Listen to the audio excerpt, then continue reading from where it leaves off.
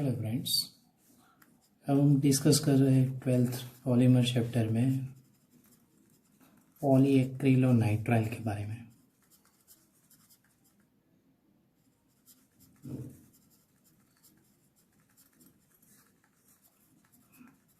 पान नाम सुना होगा। पॉलीएक्रिलोनाइट्राइल मीन्स पान। आई थिंक चैप्टर के स्टार्टिंग में वो नेचुरल पॉलीमर, सब सिंथेटिक पॉलीमर, उन सब के बारे में डिस्कस कर रहा था। तब हमने पान के बारे में थोड़ा बहुत लिखा था, बोला था कि आगे के लेक्चर में पढ़े। तो पॉलीएक्रिलोनाइट्राइल भी बोल सकते हो आप, उसको पान भी बोल सकते हो। उसके अलावा उसका दूसरा नाम भी कौन सा होगा? ऑल्लोन होगा। ओके, तो तीनों के बारे में वही है, पर उसके बारे में डिस्कस करना जरूरी है। तो इसके अंदर मोनोमर कौन सा आएगा? तो इसके मोनोमर की बात कर रहे हैं, तो इसके मोनोमर में कौन सा आएगा? नाम में ही छुपा हुआ है, एक्रिलोनाइट्राइल आएगा। कौन सा आएगा? एक्रिलोनाइट्राइल। एक्रिलोनाइट्राइल का स्ट्रक्चर कैसा होता है? तो CH2 डबल बॉन्ड CH, उसके साथ में नीचे यहाँ पे उसके ब्रांच में कौन जुड़ा होगा? CN जुड़ा होगा, यानी कि विनाइल साइनाइड भी बोल सकते हो, इसीलिए उसका दूसरा नाम पॉलीविनाइल साइनाइड भी बोलते हैं। ओके, तो उसके बाद अपने क्या करेंगे? तो उसके अंदर कैटालिस्ट भी आपको ध्यान में रखना है। तो कैटालिस्ट के बारे में मैं बोल देता हूँ कि कैटालिस्ट आपको किसकी प्रेजेंस में करवाना है? तो पेरोक्साइड की प्रेजेंस में करवाना है। ये तीन बातें आपको खास करके याद रखनी है, एक तो मोनोमर, एक उसका नाम और एक कैटालिस्ट। बाकी रिएक्शन तो अपने आप हो जाती है। तो वापस बोल देता हूँ, मोनोमर की जनरली बात कर रहे थे तो कौन सा यूज़ करते थे? एक्रिलोनाइट्राइल। तो CH2 double bond CH CN, ऐसे एन टाइम तक मोलिक्यूल्स हो गए, उनकी आप रिएक्शन करा रहे हो तो वो भी जनरली कौन सी होगी? एडिशन पॉलीमराइजेशन होगी। एडिशन पॉलीमराइजेशन रिएक्शन होगी, और किसकी प्रेजेंस में होगी? वापस पेरोक्साइड की प्रेजेंस में ही बोल रहा हूँ, क्योंकि वही आपका कैटालिस्ट है। उसकी प्रेजेंस में रिएक्शन होगी तो क्या देखने को मिलेगा? तो जो बीच में डबल बॉन्ड दिख रहा है, वो डबल बॉन्ड क्या हो जाएगा? इजीली ब्रेक हो जाएगा। इजीली ब्रेक होके क्या बन जाएगा? तो यहाँ से और यहाँ से इन दोनों के बीच में रिएक्शन होके एंड टाइम तक मोलिक्यूल्स ऐसे ऐसे चलते रहेंगे। तो ये आपका क्या था? एक्रिलोनाइट्राइल था। और ये आपका क्या बन गया? पॉलीएक्रिलोनाइट्राइल। यानी कि शॉर्ट फॉर्म में आप उसको क्या बोल सकते हो? पान या ऑल्लोन भी बोल सकते हो। तो ये मोनोमर जो भी था उसके यूजिंग के थ्रू आपने क्या बना दिया? पॉलीएक्रिलोनाइट्राइल पान बना दिया। तो पान एक्चुअली उसकी प्रॉपर्टीज़ कैसी होगी? तो ध्यान में देना है कि उसकी प्रॉपर्टीज़ की मैं जनरली बात करने जाऊँ तो जनरली ब्रांच्ड पॉलीमर हो गए। कौन से पॉलीमर हो गए? Branched polymer. यानी कि ब्रांच्ड पॉलीमर के अपने डेफिनेशन भी आगे याद की थी कि ब्रांच्ड पॉलीमर में लीनियर लॉन्गेस्ट चेन जो भी होगी उसके बीच बीच में कहीं पे ब्रांच देखने को मिलेगी। ये जनरली नेचुरल रबर जैसा ही बिहेव करेगा, यानी कि linear polymer has such as natural rubber या नेचुरल सिंथेटिक जैसा ही, नेचुरल और सिंथेटिक दोनों का कॉम्बिनेशन जैसा ही बिहेव कर सकता है। या दूसरा उसका खास बात करने जाए तो ये सारे के सारे थर्मोप्लास्टिक टाइप हो गए। कौन से पॉलीमर हो गए? थर्मोप्लास्टिक टाइप पॉलीमर्स हो गए। तीसरी उनकी जो भी कॉमन डिस्कशन है वो तो ऑलवेज प्रिफरेबल ही है, आप लोगों को आई थिंक पता ही होगा। केमिकली वो सारे के सारे क्या होते हैं? इनर्ट होते हैं। और जनरली दूसरी उनकी एक अच्छी बात कहनी चाहो तो गुड टेंसिल स्ट्रेंथ है। उनकी स्ट्रेंथ बहुत ही ज़्यादा अच्छी है, आप जितना खींचोगे उतना वो खींच सकते हैं, बट इफेक्ट होगी थोड़ी बहुत। और दूसरी एक नो इफेक्ट होगी उनके ऊपर, कोई भी फंगस टाइप होगी या कोई माइक्रो ऑर्गेनिज्म होगा, माइक्रो इंसेक्ट्स हो गए, उनके ऊपर कोई इफेक्ट ही नहीं होती है। यानी कि अच्छा है। जनरली आप कोई न्यू चीज़ लाते हो नेचुरल होगी तो माइक्रो इंसेक्ट्स की या माइक्रो फंगस टाइप जो भी माइक्रो ऑर्गेनिज्म होगी उनकी होती है, बट इनकी नहीं होती है। तो ये बातें भी आपको ध्यान में रखनी है। और उनके यूजेस की जनरली बात करनी जाए तो यूजेस कहाँ पे होंगे? तो फर्स्ट ऑफ ऑल वो फाइबर्स फॉर्म में होते हैं, तो मेकिंग सिंथेटिक वूल, नेचुरल वूल की कंपैरिजन में वो क्या करेंगे, सब्स्टिट्यूट करके अब सिंथेटिक वूल, आप लोगों ने देखा होगा वूल में भी बहुत सारे टाइप्स आते हैं, तो उन जगह पे यूज़ हो सकते हैं, सिंथेटिक पाइपर में यूज़ होते हैं, और दूसरी कौन सी जगह होगी तो एक्रेलिक फाइबर्स में यूज़ होते हैं। ऐसी सारी जगह पे आप यूज़ कर सकते हो। तो जनरली पॉली एक्रिलोनाइट्राइल पान के लिए आपको कौन सी दो बातें याद रखनी है, एक तो उसका कैटालिस्ट का नाम याद रखना है और उसका स्ट्रक्चर खास करके याद रखना है, ये दो चीज़ें याद रखनी है और उसके यूजेस में भी आपको फोकस देना है।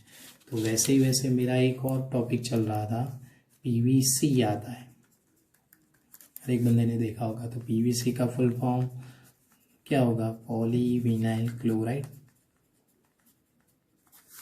वापस बोला, पीवीसी का फुल फॉर्म कौन सा होगा, पॉलीविनाइल क्लोराइड। पॉलीविनाइल क्लोराइड की अपने जनरली बात करने जाए तो उसके लिए भी मोनोमर की बात लगेगी, तो मोनोमर भी नाम में ही छुपा हुआ है। कौन सा नाम दिख रहे हैं, पॉलीविनाइल क्लोराइड में आपको एक नाम देखने को मिल रहा है, कौन सा, विनाइल क्लोराइड। ओके, तो विनाइल क्लोराइड का स्ट्रक्चर कैसा होगा, CH2 डबल बॉन्ड CHCl, उसके एन मोलिक्यूल्स लेने हैं, रिएक्शन करवानी है। रिएक्शन भी वन टाइप ऑफ कौन सी होगी, एडिशन पॉलीमराइजेशन ही होगी,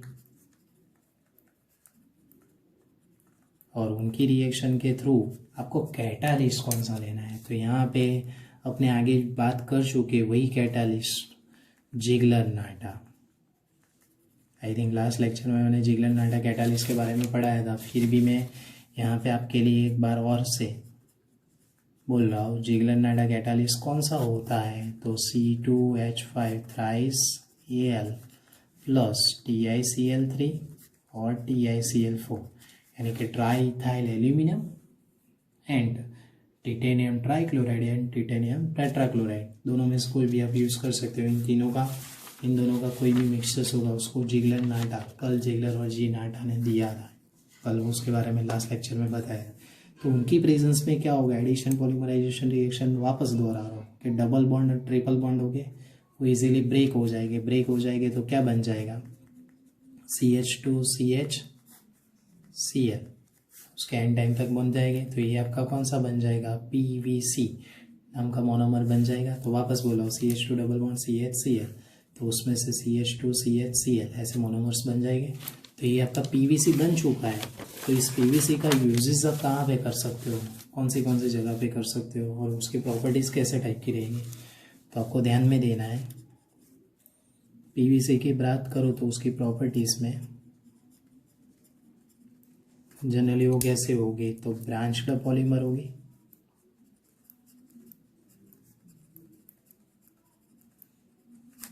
फिर थर्मोप्लास्टिक टाइप पॉलीमर होगी,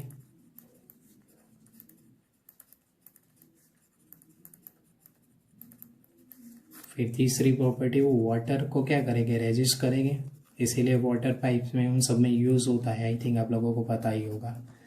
फिर तीसरी उनकी बात करने जाए तो केमिकली, वो तो कॉमन ही पॉइंट है हर एक में, कोई भी पॉलीमर के लिए जनरली अपने लिखते हैं, केमिकली वो क्या होगी, इनर्ट होगे। दूसरा वो उसके पॉइंट की मैं बात करने जाऊँ तो वो जनरली रेजिस्ट करेंगे किसको, इलेक्ट्रिसिटी को भी।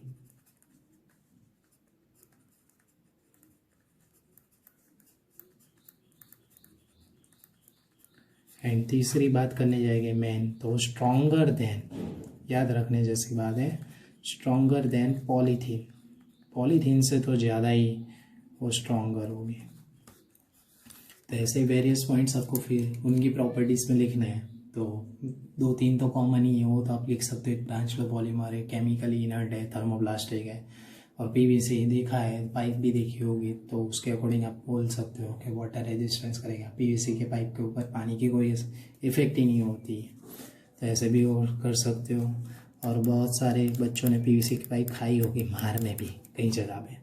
तो यूजेस की मैं जनरली बात करने जाऊँ तो यूजेस कहाँ पे हो सकते हैं, तो किसके लिए, तो मेकिंग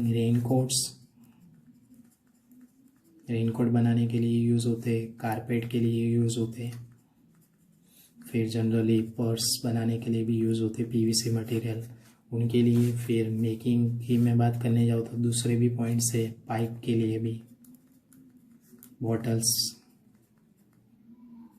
मटेरियल में भी यूज़ होता है, और रेक्सिन टाइप आता है, रेक्सिन फुटवेयर भी आते हैं जो मॉनसून में यूज़ होते हैं उनके लिए। तो ऐसे अलग अलग जगह पे आप पीवीसी के यूजेस कर सकते हो। तो ऐसे ही जनरली वैसा ही एक कॉमन और टॉपिक है, पॉलीस्टाइरीन की भी बात कर लेते हैं साथ में, ताकि उसके बारे में अलग से ना पढ़ना पड़े। तो पॉलीस्टाइरीन भी जनरली वैसा ही मटेरियल टाइप, थोड़ा बहुत कंपेयर कर सकते हैं आप इजीली। तो पॉलीस्टाइरीन कैसे बनता होगा तो उसके बारे में भी अपने थोड़ा बहुत डिस्कस कर रहे हैं। तो पॉलीस्टाइरीन के लिए सबसे पहले आपको मोनोमर याद रखने हैं। तो उसके मोनोमर का नाम कौन सा होगा? स्टाइरीन, नाम में ही छुपा हुआ है। अब हर एक बंदे को स्टाइरीन का स्ट्रक्चर नहीं आता है, तो स्टाइरीन का स्ट्रक्चर कैसा होता है? तो आपको बेंजीन रिंग लेनी है, उस बेंजीन रिंग के साथ कनेक्ट क्या करना है? CH डबल बॉन्ड CH2, ये आपका क्या हो गया? स्टाइरीन स्ट्रक्चर हो गया। तो ये स्टाइरीन का मोनोमर एंड टाइम तक आपको रिपीट करना है। कैटालिस्ट कौन सा लेना है? तो कैटालिस्ट आपको याद रखना है जिगलर नाटा।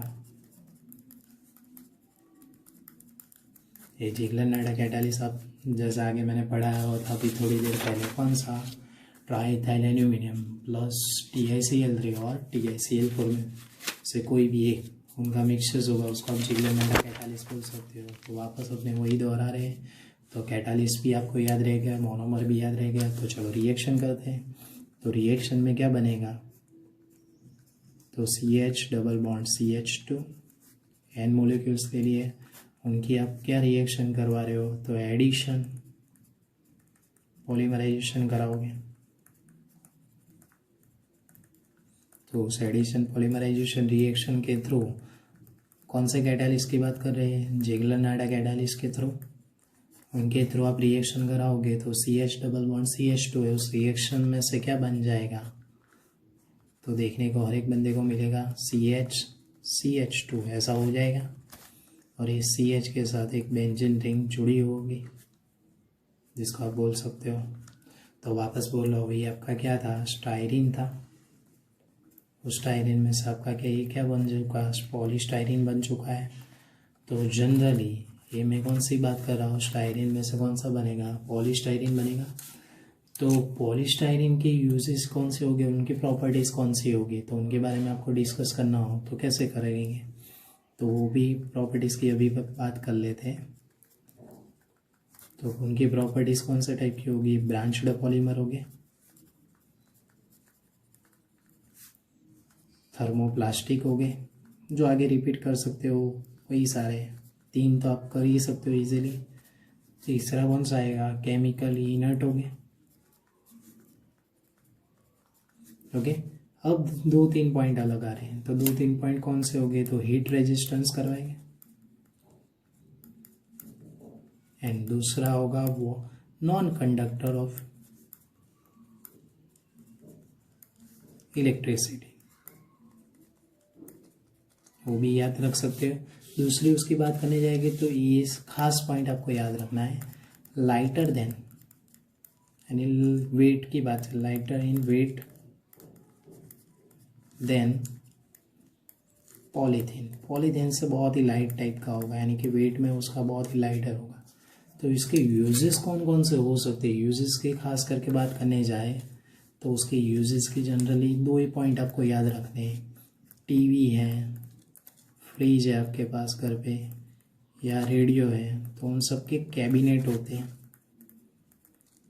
उन सब के क्या होते हैं? कैबिनेट्स। तो उनके सबके कैबिनेट्स को बनाने के लिए भी इस टाइप के मटेरियल की यूज़ ज़रूर पड़ती है।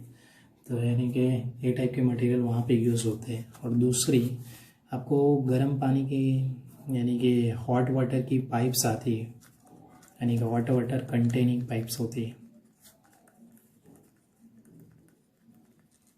तो उन जगह पे आपको उनके यूजेस आप कर सकते हो, या बॉटल्स में भी यूज़ कर सकते हो चाहो तो पॉलीस्टाइरीन की बॉटल्स भी मिलती है। हॉट वाटर कंटेनिंग पाइप्स यानी कि गीज़र की पाइप्स, उन सब के अंदर ये सब पॉलीस्टाइरीन मटेरियल यूज़ होते हैं। लाइट वेट होते हैं और स्ट्रेंथ ज़्यादा होती है, इसकी वजह से उनके यूजेस होते हैं।